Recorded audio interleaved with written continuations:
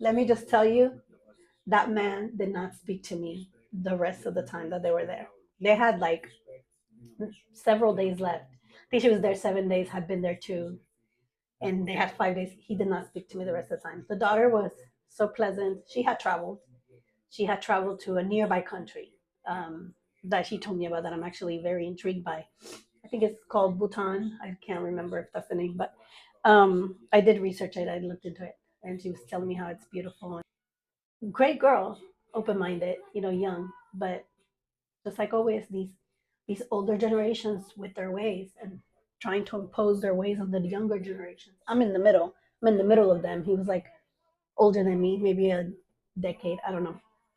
And then she was like a young woman. And I enjoyed my conversation with her, and she kept saying hello. We just never got to like sit down together and talk.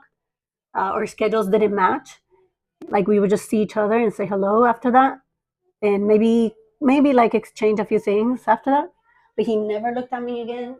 And then one time I was talking to her, we just exchanged a few things. I noticed that he wasn't looking at me, and then he looked at her and said, "What did she say?"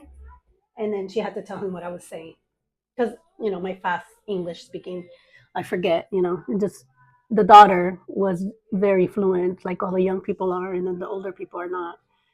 And so that's another travel story for you of the patriarchy just trying to school me on how the world should be, or how the world is, or how women should be, how we should not just have sex for pleasure. We need to procreate. We need to populate the world.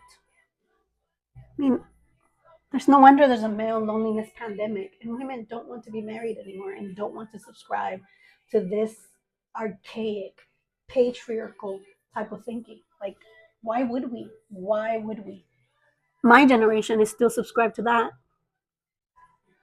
And it's sad because there's so much that we can do. We have so much power.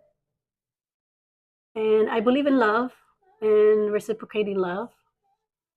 I just love seeing the shock in their faces when they find out I'm not who they are assuming I am, and projecting their beliefs and assumptions onto me.